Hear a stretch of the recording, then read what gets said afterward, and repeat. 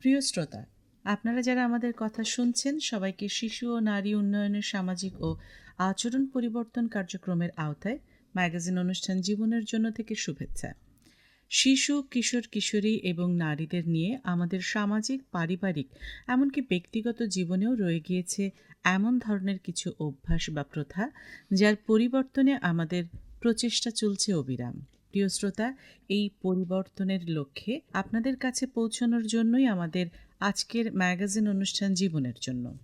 এই অনুষ্ঠান প্রচারিত হচ্ছে ইউনিসেফের সহযোগিতায় বাংলাদেশ বেতার কক্সবাজার কেন্দ্র থেকে FM 100.8 মেগাহার্টজে। প্রিয় শ্রোতা, আজকের পর্বে কথা বলবো জ্বর হলেই কি ডেঙ্গু, এছাড়া আমাদের শিশুদের হলে কি করব আর কি করব না। গ্রন্থনা এবং উপস্থাপনায় আছি আমি সোহানা ইসরাত। আমাদের শ্রোতা বন্ধুদের মধ্যে যারা শিশু ও কিশোর কিশোরী আছেন এবং আজকে যাদের জন্মদিন, সকলকে জানাই জন্মদিনের শুভেচ্ছা। এই জন্মদিনকে স্মরণীয় করে রাখতে আজকে এমন একটি উদ্যোগ নিন যাতে আপনাদের পরিবারের বা বন্ধুদের যে কোনো একটি সমস্যা সমাধান হয়। প্রিয় শ্রোতা, ম্যাগাজিন অনুষ্ঠান জীবনের জন্য রেডিওতে এবং মোবাইল ফোনে শুনতে টিউন করুন বাংলাদেশ বেতার কক্সবাজার FM 100.8 মেগাহার্টজ। অনলাইনে আপনার স্মার্ট মোবাইল ফোনের গুগল অ্যাপ স্টোর থেকে বাংলাদেশ বেতার অ্যাপ ডাউনলোড করে বাংলাদেশ বেতার কক্সবাজার কেন্দ্রের অনুষ্ঠান শুনতে পারবেন। এছাড়া ফেসবুক পেজ এবং ইউটিউব থেকেও পরবর্তীতে এই অনুষ্ঠান শুনতে পারবেন। প্রিয় শ্রোতা, কক্সবাজারের বিভিন্ন উপজেলার চারিদিকে আশঙ্কাজনক হারে বেড়েছে ডেঙ্গু জ্বরে আক্রান্ত রোগীর সংখ্যা। তাদের মধ্যে শিশু ও কিশোর কিশোরীরাও আক্রান্ত হচ্ছে। তাই যারা বাড়িতে আছে, বাইরে খেলতে এবং স্কুলে যাচ্ছে, তাদের প্রতি সকলের সতর্ক না হলে পরিস্থিতি অনেক ভয়ঙ্কর হতে পারে।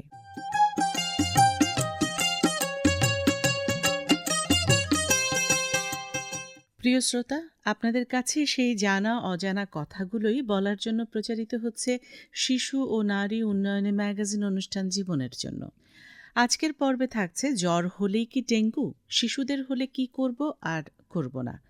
গ্রন্থনা এবং উপস্থাপনায় আছি আমি সোহানা ইসরাত এবং আমাদের আজকের আয়োজন মালায় থাকছে কমিউনিটির মানুষের মতামত ভক্স পপ, একজন বিশেষজ্ঞের সাক্ষাৎকার ও মতামত বিনিময়, কমিউনিটিতে কোন ধরনের পরিস্থিতি দেখা যাচ্ছে তা নিয়ে সংবাদচিত্র, নিউজ রিল এবং মাঠ প্রতিবেদন, কমিউনিটির মানুষের অভিজ্ঞতা এবং জানা অজানা আঙ্গিক নিয়ে কথোপকথন ও গল্প। আজকের অনুষ্ঠানের আলোচনা অনুযায়ী কোন ধরনের উদ্যোগ নেওয়া যেতে পারে সেই বিষয়ে বিশেষজ্ঞের পরামর্শ এবং জরুরি বার্তা। প্রিয় শ্রোতা, অনেক শিশুদেরই হয়তো তাদের কথা বলতে সমস্যা হতে পারে, তাই জ্বর হলে বাড়তি সতর্কতা নিয়ে চিকিৎসকের পরামর্শ নিতে হবে। এখন শুনব কমিউনিটি থেকে ধারণ করা বিভিন্ন মানুষের মতামত ভক্স পপ। ভক্স পপটি ধারণ করেছেন রোজিনা আক্তার রোজি।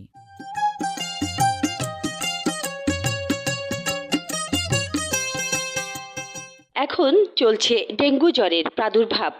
সব বয়সী মানুষই এই ডেঙ্গু জ্বরে আক্রান্ত হচ্ছে। এ ব্যাপারে আমরা আমাদের যারা সমাজে রয়েছেন, বিভিন্নভাবে যারা সমাজে দায়িত্বশীল রয়েছেন, তাদের কয়েকজনের মতামত জানতে চেয়েছি তারা কি ভাবছেন। এ পর্যায়ে আমি কথা বলছি খুরুস্কুল উচ্চ বিদ্যালয়ের সম্মানিত প্রধান শিক্ষক মহোদয় জনাব মোহাম্মদ নাজিম উদ্দিনের সাথে। জানতে চাচ্ছি এ ব্যাপারে তিনি কি করেছেন তার শিক্ষা প্রতিষ্ঠানে। আসসালামু আলাইকুম।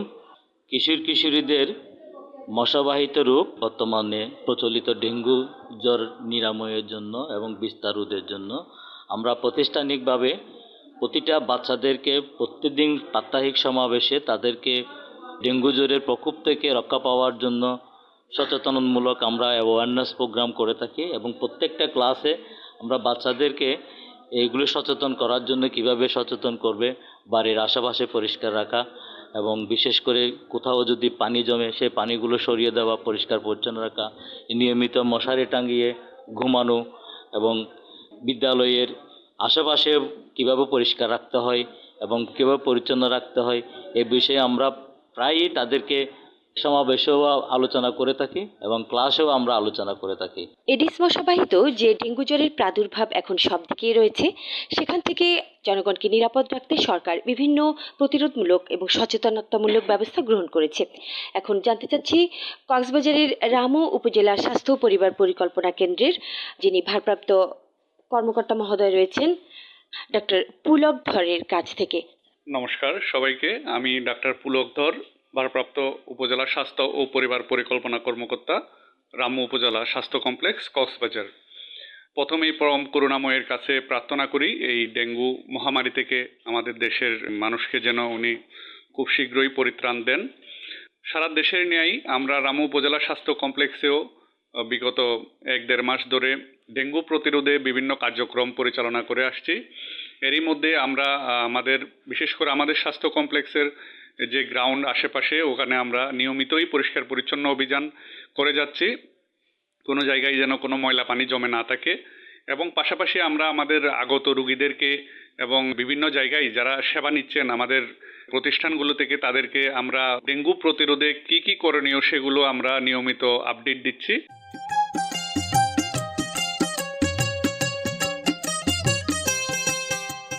প্রিয় শ্রোতা, আপনারা এতক্ষণ ভক্স পপটি শুনলেন। এখন আলোচনা ও মতামত বিনিময়ের জন্য স্টুডিওতে অতিথি হিসেবে উপস্থিত আছেন ডাক্তার শাহ ফাহিম আহমদ ফয়সাল, মেডিকেল অফিসার, রোগ নিয়ন্ত্রণ, সিভিল সার্জন কার্যালয়, কক্সবাজার। এখন আমাদের অতিথির কাছে রয়েছে জ্বর হলেই কি ডেঙ্গু হতে পারে? শিশুদের জ্বর হলে এই পরিস্থিতিতে পরিবারের সদস্যরা বুঝবে কিভাবে? ধন্যবাদ আপনাকে। আপনারা জানেন যে এই মৌসুমে, অর্থাৎ গ্রীষ্মের পর বর্ষাকালীন এবং বর্ষার শেষ, এই সময়টুকুতে বাংলাদেশে মশাবাহিত রোগগুলো বৃদ্ধি পায়। গত কয়েক বছরের মতো এবছরও সারা বাংলাদেশে এবং কক্সবাজারে ডেঙ্গু রোগ বাড়ছে। স্বাভাবিকভাবেই অভিভাবকরা এখন জ্বর নিয়ে খুবই উদ্বিগ্ন এবং জ্বর হলেই তাদের মধ্যে একটা ভয় দানা বেঁধে উঠছে যে আমার বাচ্চার কি ডেঙ্গু জ্বর হলো কিনা। তবে আমাদেরকে একটা জিনিস খেয়াল রাখতে হবে যে এই মৌসুমে শুধু ডেঙ্গু জ্বর ছাড়াও অন্যান্য অনেক রকম জ্বর রোগ হতে পারে। আমরা সবাই জানি যে জ্বর কিন্তু মূলত একটি রোগ নয়, জ্বর হচ্ছে রোগের লক্ষণ। সুতরাং একই লক্ষণযুক্ত বিভিন্ন যে রোগগুলো আছে, অর্থাৎ জ্বর লক্ষণযুক্ত অন্য যে রোগগুলো আছে, এগুলোও আমাদের মাথায় রাখতে হবে। জ্বরটি ডেঙ্গু জ্বর কিনা এটি মূলত পরীক্ষার মাধ্যমেই আমরা নিশ্চিত হতে পারবো।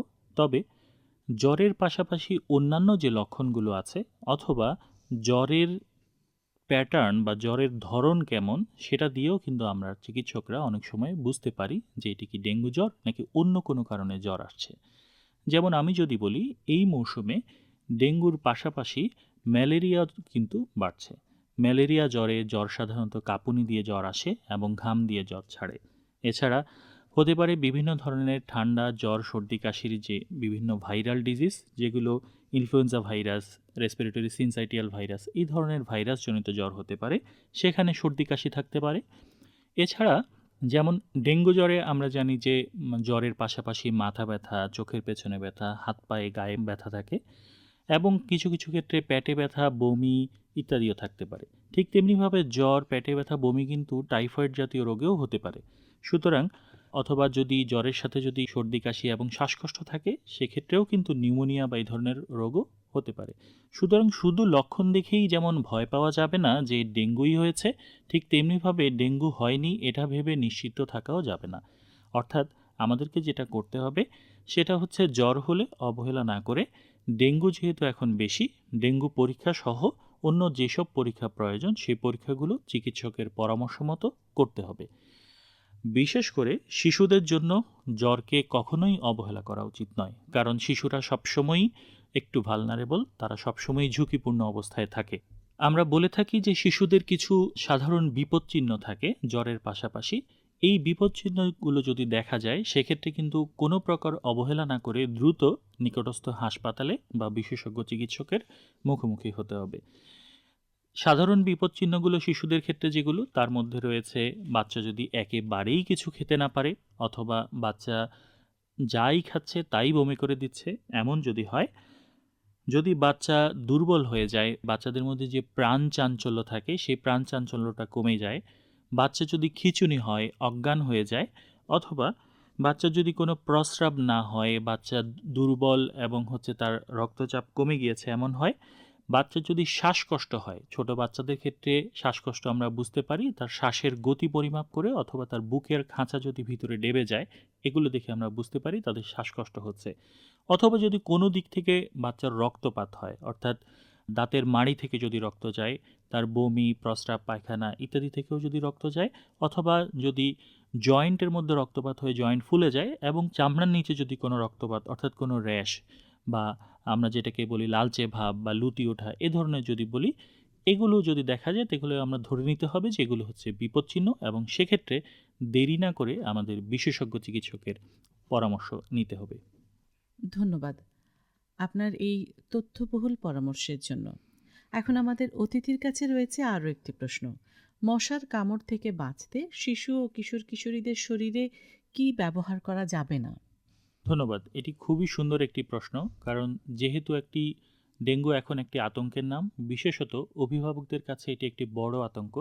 তাই আমরা অভিভাবকরা যারা আছি তারা কিন্তু দেখা যায় যে শিশুকে রক্ষা করার জন্য বা এই ধরনের ডেঙ্গু জ্বর থেকে বাঁচানোর জন্য বিভিন্ন ধরনের উপায় আমরা অবলম্বন করে থাকি। সাধারণত আমরা যেসব উপায় অবলম্বন করে থাকি তার মধ্যে আমি যদি বলি যে নিরাপদ উপায়, সেই সবচেয়ে ভালো নিরাপদ উপায় হচ্ছে মশারি ব্যবহার করা। বাচ্চা যখন দিনে বা রাত্রে যখনই ঘুমাবে তখন মশারি দিয়ে ঘুমাবে। এছাড়া বাচ্চাদের ফুল স্লিভ ড্রেস অর্থাৎ ফুল হাতা জামা বা ফুল প্যান্ট, অর্থাৎ যতটুকু সম্ভব শরীরটা যদি আবরণ করে রাখা যায়, অর্থাৎ মশাকে যদি আমরা কামড়ানোর সুযোগ না দিই, সেক্ষেত্রেই কিন্তু বাচ্চারা সবচেয়ে বেশি নিরাপদ থাকে এবং এগুলোর খুব বেশি পার্শ্ব প্রতিক্রিয়া বা এই ধরনের কোনো কিছু নেই। এর বাইরেও কিন্তু বিভিন্ন ধরনের উপায় অভিভাবকরা অবলম্বন করে থাকেন, যার মধ্যে একটি হচ্ছে বিভিন্ন ধরনের রিপেলেন্ট ক্রিম, যেমন বাজারে ওডোমস খুব বেশি পরিচিত একটি নাম। এগুলোর ক্ষেত্রে বেশিরভাগ এই ধরনের রিপেলেন্ট ক্রিমের ক্ষেত্রে যদি বলি, এগুলো বেশিরভাগই 6 মাসের নিচে যেসব শিশু আছে তাদের জন্য উপযোগী নয়। বাকি রিপেলেন্ট ক্রিম যেগুলো আছে সেগুলোর ক্ষেত্রেও কিন্তু দেখে নিতে হবে সেগুলো মানসম্মত কিনা এবং সেগুলোর গায়ে লেখা আছে কিনা যে কোন বয়সী শিশুদের জন্য এটি নিরাপদ, এবং সেই যে নিরাপত্তার নির্দেশিকা আছে সেই অনুযায়ী আসলে ব্যবহার করতে হবে। যদি লেখা থাকে যে এটি 2 বছরের নিচের শিশুদের জন্য ব্যবহারযোগ্য নয়, তাহলে সেক্ষেত্রে ব্যবহার করা যাবে না। তবে শুরুতে যেটি বললাম যে 6 মাসের নিচের শিশুদের ক্ষেত্রে এ ধরনের রিপেলেন্ট ক্রিম ব্যবহার না করাই ভালো। তবে শিশু হোক বা বৃদ্ধ হোক, সবার ক্ষেত্রেই অ্যালার্জির কথা আমাদের মাথায় রাখতে হবে। শুধু রিপেলেন্ট ক্রিম নয়, যে কোনো ত্বকে ব্যবহার্য যে কোনো ধরনের ক্রিম, অয়েনমেন্টই কিন্তু কারো কারো ক্ষেত্রে অ্যালার্জি তৈরি করতে পারে। তাই নতুন প্রথমবার ব্যবহারের ক্ষেত্রে কখনোই একসাথে সারা গায়ে না মেখে ত্বকের নির্দিষ্ট একটি অংশে মেখে অপেক্ষা করতে হবে যে কোনো অ্যালার্জি দেখা যায় কিনা। যদি কোনো অ্যালার্জি না দেখা যায় সেক্ষেত্রে তখন সেই রিপেলেন্ট ক্রিমটি ব্যবহার করা যেতে পারে। পাশাপাশি আমাদের আরেকটি যেটি ব্যবহার করা হয় সেটি হচ্ছে বিভিন্ন ধরনের ইলেকট্রিক সামগ্রী, যেমন ইলেকট্রিক ব্যাট দিয়ে মশা মারা হয়। অনেক বাসায় দেখা যায় যে ইলেকট্রিক কিছু মেশিন থাকে যেটা দেওয়ালে বা ছাদে ঝোলানো থাকে, সেখানে মশা মারা যায়। এগুলো সরাসরি শিশুদের কোনো ক্ষতি না করলেও আমাদেরকে একটি জিনিস খেয়াল রাখতে হবে, যেহেতু এটি বিদ্যুতায়িত একটি বিষয়, সেটি অবশ্যই শিশুদের নাগালের বাইরে রাখতে হবে। আমরা সেগুলো দিয়ে মশা দমন করব, কিন্তু যেন শিশুদের হাতে নাগালে না থাকে, শিশুরা যেন সেখান থেকে বিদ্যুতায়িত না হয় বা কোনো ধরনের ক্ষতিগ্রস্ত না হয়। সবচেয়ে বেশি আমরা যেটা ব্যবহার করি সেটা হচ্ছে বিভিন্ন ধরনের অ্যারোসল বা কয়েল। আমরা জানি যে শিশুদের যে শ্বাসতন্ত্র আছে সেগুলো কিন্তু আমাদের মতো এত শক্তিশালী নয়, অনেকটাই দুর্বল। সুতরাং যে কোনো ধরনের ধোঁয়া উৎপাদনকারী যেই সব মশা মারার উপকরণ রয়েছে, যেমন কয়েল বা অ্যারোসল ইত্যাদি, এগুলো যতটুকু সম্ভব শিশুরা যেই ঘরে অবস্থান করে সেই ঘরে ব্যবহার না করাই ভালো। তারপরও একান্তই যদি ব্যবহার করতে হয়, একটি নির্দিষ্ট সময়ের পরে দরজা জানলা খুলে দিয়ে বা যে কোনোভাবে ভেন্টিলেট করে ফ্যান চালিয়ে যখন সেখানকার সেই পদার্থগুলোর ঘনত্ব কমে আসবে, তখন কশাসলি সেই বাচ্চাকে সেখানে নেওয়া যেতে পারে। ধন্যবাদ।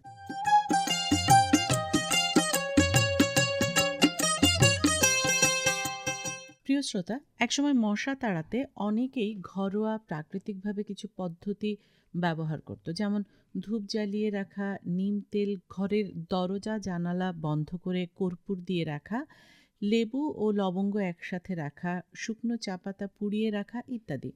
এখন আমাদের অতিথির কাছে যে প্রশ্নটি রয়েছে সেটি হচ্ছে, মশা তাড়াতে এই যে ঘরোয়া বা প্রাকৃতিকভাবে যা ব্যবহার করা হতো তার কার্যকারিতা কতটুকু প্রমাণিত হয়েছে, আর প্রচলিত এই পদ্ধতি ব্যবহার এখনো দেখা যায় কিনা?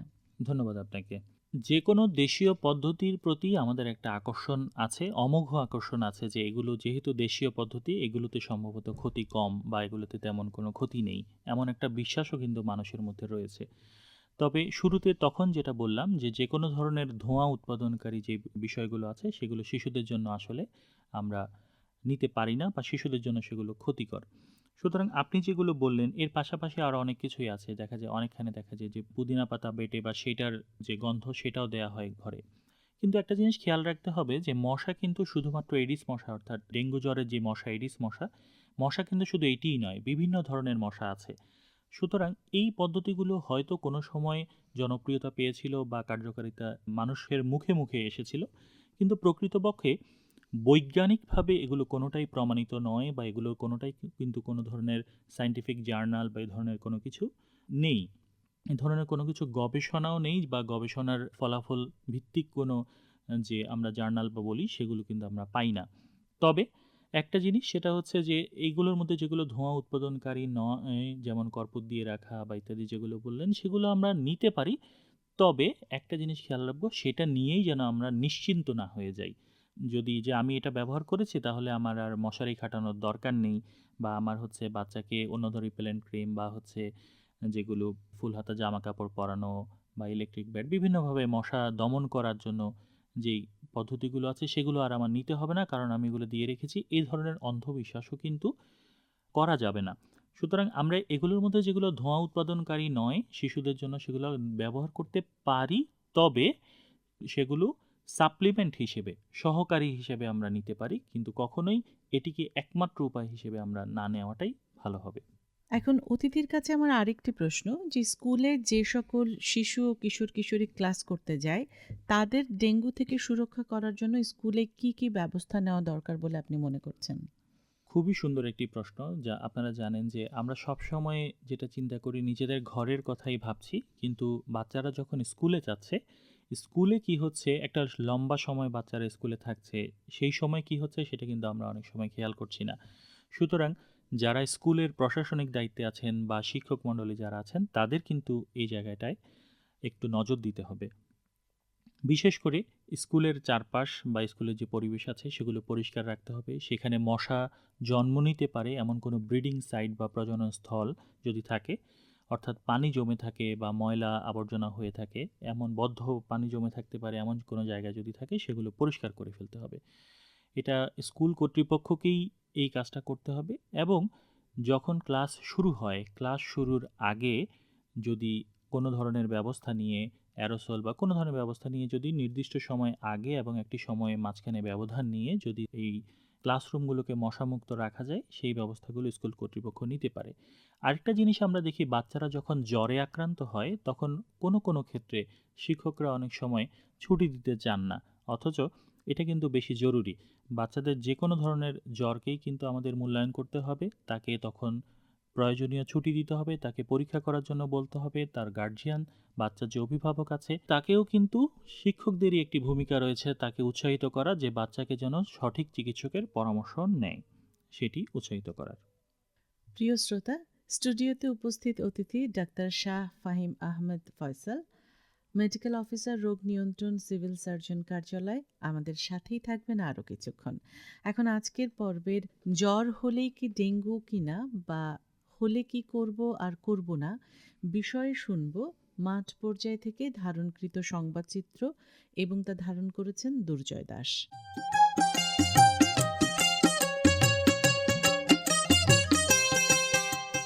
বাংলাদেশে এবারে ডেঙ্গুর প্রকোপ যেন রেকর্ড ছোঁয়া। দিন দিন ভাঙাঘরের মধ্য দিয়ে ডেঙ্গু রোগীদের নতুন মৃত্যুর রেকর্ড গড়ে উঠছে।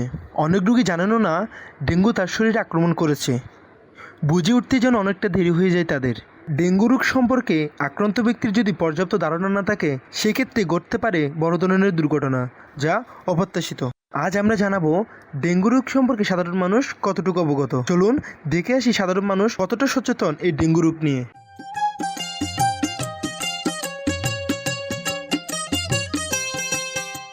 প্রিয় শ্রোতা, এখন শুনবো মাঠ পর্যায় থেকে ধারণকৃত প্রতিবেদন এবং তা ধারণ করেছেন দুর্জয় দাস।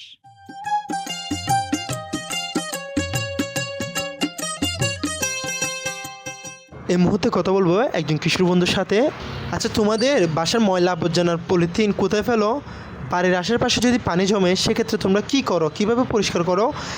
আমাদের করণীয় হচ্ছে প্রতিদিন পানি পাত্র ময়লা আবর্জনা ডাস্টবিনে ফেলে পানি পাত্র প্রতিদিন পরিষ্কার করার চেষ্টা করি, কারণ এখন হচ্ছে আপনার বর্ষাকাল। আমাদের বাড়ির ময়লা আবর্জনা পলিথিন এবং যাবতীয় সকল ময়লা আমরা নির্দিষ্ট স্থানে ফেলি, কারণ এই ময়লা আবর্জনাগুলো থেকে যেখানে সেখানে ফেললে দুর্গন্ধ সৃষ্টি হওয়ার এবং সে ময়লা আবর্জনাগুলো থেকে ডেঙ্গু মশা সৃষ্টি হওয়ার একটা প্রকোপ থাকে। যদি বাড়ির আশেপাশে কোথাও পানি জমা থাকে তাহলে আমরা পরিচ্ছন্নতা কর্মী দিয়ে পরিষ্কার করার চেষ্টা করি এবং মাঝে মধ্যে আমরা নিজেরা পরিষ্কার করি। আসসালামু আলাইকুম, আমি আরিফুল ইসলাম, কক্সবাজার এয়ারপোর্ট স্কুলের একজন টিচার। ডেঙ্গুর যে সমস্যা এটা কিন্তু আমাদের শহরে বেড়েই চলছে। এর জন্য দায়ী হচ্ছে আমাদের শহরের ড্রেনেজের যে ব্যবস্থা, এটা ড্রেনের ময়লা আবর্জনা ফেলার কারণে ড্রেনে কিন্তু মশা ডিম পাড়ার সুযোগ পাচ্ছে, অ্যান্ড এটার জন্য চারিদিকে কিন্তু ডেঙ্গু রোগীর পরিমাণ বাড়তেছে। আর আমরা এটা থেকে সচেতন করার জন্য এখন হচ্ছে স্টুডেন্টদেরকে বিভিন্ন ধরনের লিফলেট বিতরণ করতেছি এবং তাদেরকে এটা সম্পর্কে জানাচ্ছি কীভাবে ডেঙ্গুটাকে প্রতিরোধ করা যায়। ইভেন আমরা তাদের মাতা পিতা যারা আছে, তাদের অভিভাবক যারা আছে, তাদের সঙ্গে কথাবার্তা বলতেছি, তাদেরকে বোঝাচ্ছি দ্যাট কীভাবে এই সমস্যার সমাধান করা যায়। আমাদের যাওয়া উচিত, আমি যেটা মনে করি যে আমাদের আশেপাশের যে ঝোপঝাড়গুলো আছে এগুলো পরিষ্কার করে ফেলা উচিত। আর ড্রেনের যে ময়লা আবর্জনা জমে থাকে যার জন্য পানি পাস হতে পারে না, এই সমস্যাটা সমাধান করা উচিত। আমি পাবেল, আমি একজন উপজেলা স্বাস্থ্যকর্মী। আমি উপজেলাতে স্বাস্থ্য পরিষেবা নিয়ে কাজ করি এবং স্থানীয়দের সাথে আমি দীর্ঘদিন এই পরিষেবাটি দিয়ে আসছি। একজন স্বাস্থ্যকর্মী হিসেবে হাসপাতাল পরিষ্কার পরিচ্ছন্ন রাখতে আমরা এবং মশামুক্ত রাখার জন্য আমরা নিয়মিত এটাকে পরিষ্কার পরিচ্ছন্নতা কর্মী যারা আছেন তাদের সাহায্যে আমরা এটাকে যে বজ্রগুলো আছে এবং জমে থাকা পানি যেগুলো আছে সেগুলো আমরা নিয়মিত ফেলে দিই যাতে কোনো পানি জমে না থাকে কোনো পাত্রে। এবং এইখানে যে ড্রেনেজ ব্যবস্থা আছে সেই ড্রেনেজ ব্যবস্থার কোনো কিছুতে ঘাটতি আছে কিনা সেই ঘাটতিগুলো আমরা পর্যবেক্ষণ করি। সুপ্রিয় শ্রোতা, স্টুডিওতে উপস্থিত অতিথি doctor Shah Fahim Ahmed Faisal, medical officer রোগ নিয়ন্ত্রণ, সিভিল সার্জন কার্যালয়, এখন প্রচারিত প্রতিবেদনের উপর তার মূল্যবান মতামত প্রদান করবেন।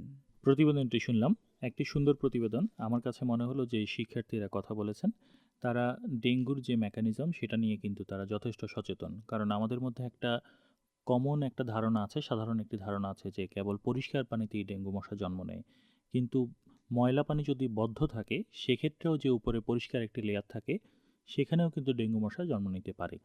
যে শিক্ষার্থীরা কথা বলল তারা কিন্তু সেই বিষয়টা তুলে এনেছে যে ড্রেনে যদি বা অন্য কোথাও যদি আমরা ময়লা আবর্জনা ফেলে রাখি সেখানেও কিন্তু অতি সামান্য পরিমাণ পরিষ্কার পানিও যদি থাকে সেখানেও ডেঙ্গু মশা জন্ম নিতে পারে।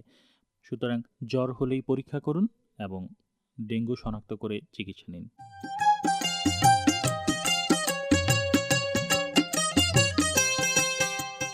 প্রিয় শ্রোতা, মাঠ পর্যায় থেকে ধারণকৃত সংবাদচিত্র এবং প্রতিবেদন থেকে বর্তমান পরিস্থিতি নিয়ে ধারণা পাওয়া গেল। সুপ্রিয় শ্রোতা, জ্বর শিশুদের হলে কি করব আর করব না তা নিয়ে এখন শুনব কমিউনিটির মানুষের অভিজ্ঞতা এবং জানা অজানা আঙ্গিক নিয়ে কথোপকথন ও গল্প। মাঠ পর্যায় থেকে তা ধারণ করেছেন দুর্জয় দাস।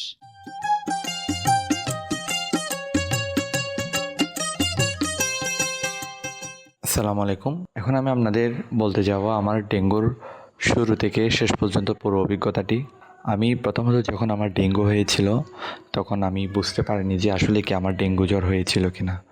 আমার প্রথমে জ্বর হয়েছিল অনেক, সাথে পেট ব্যথা ছিল, মাথা ব্যথা ছিল। বেশ কয়েকদিন আমি অসুস্থ ছিলাম। আমার অনেক প্রচণ্ড পরিমাণ, প্রায় 102 ডিগ্রির মতো আমার জ্বর ছিল। আমার পরিবারও বুঝতে পারেনি যে কি আদৌ আমার কী রোগ হয়েছিল বা আমার ডেঙ্গু হয়েছিল কিনা।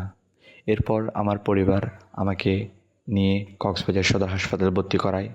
সেখানে আমার চিকিৎসকরা আমাকে বিভিন্ন পরীক্ষা নিরীক্ষা করে তারা বিভিন্ন প্রস্রাব পরীক্ষা, রক্ত পরীক্ষা থেকে শুরু করে এক্স-রে থেকে শুরু করে বিভিন্ন পরীক্ষা করানোর পর তারা বুঝতে পেরেছে যে আমার ডেঙ্গু রোগটি হয়েছে। এমনকি ডেঙ্গু পরীক্ষাও করানো হয়েছিল। তারপর আমরা ডেঙ্গু যখন পজিটিভ হয়েছে তখন তারা বুঝতে পেরেছিল যে আমার ডেঙ্গু হয়েছে। তারপর তারা আমাকে উন্নত চিকিৎসা দিয়ে তারা আমাকে সর্বক্ষণ মশারির মধ্যে রেখে তারা আমাকে চিকিৎসাটি দিয়েছিল। দেওয়ার পর আমি আলহামদুলিল্লাহ সুস্থ হয়েছি। এখন আমি বর্তমানে বাসায় অবস্থান করছি। আমি আপনাদের একটি কথাই বলবো, এই ডেঙ্গু রোগটি থেকে বাঁচতে হলে আমাদের প্রথমত একটি জিনিস খেয়াল রাখতে হবে, সেটা হচ্ছে আমাদের সবসময় পরিষ্কার পরিচ্ছন্ন থাকতে হবে।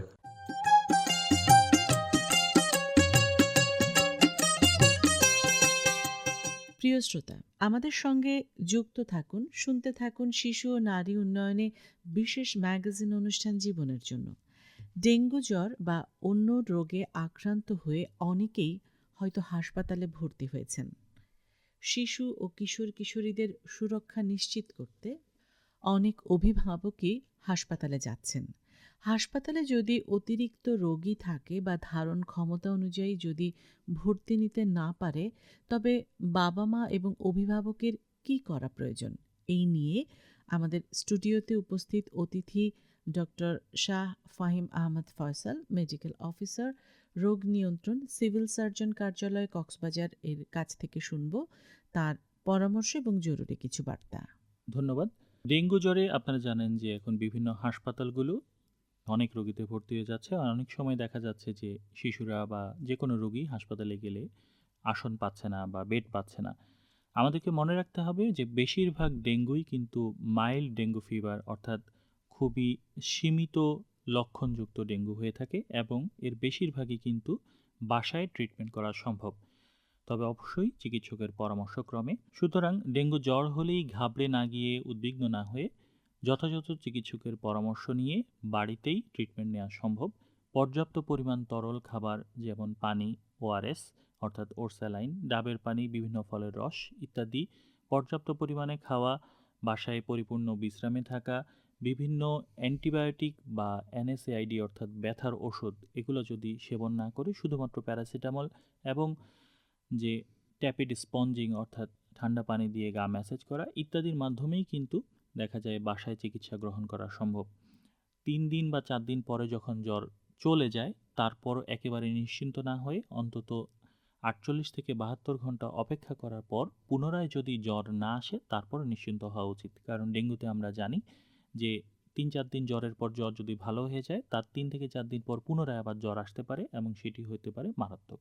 সুতরাং এই লক্ষণগুলোর দিকে আমরা খেয়াল রাখব এবং হাসপাতালে বেড না পাওয়া গেলে একেবারে উদ্বিগ্ন না হয়ে যথাযথ চিকিৎসকের পরামর্শে যতটুকু সম্ভব বাড়িতেই চিকিৎসা নিতে পারব। ধন্যবাদ। এবারে জরুরি বার্তা। শিশুদের প্রচুর পরিমাণে তরল খাবার ও পানি খাওয়াতে হবে এবং চিকিৎসকের পরামর্শ ছাড়া কোনো অ্যান্টিবায়োটিক দেওয়া যাবে না। প্রিয় শ্রোতা, বাংলাদেশ বেতার কক্সবাজার ফেসবুক পেজে অনুষ্ঠান সম্পর্কে সুনির্দিষ্ট মতামত জানাতে পারবেন। আর কমিউনিটি পর্যায়ে আমাদের কিশোরী শ্রোতা ক্লাবের সদস্যরাও সরাসরি অনুষ্ঠান সম্পর্কে তাদের মতামত জানাতে পারবেন।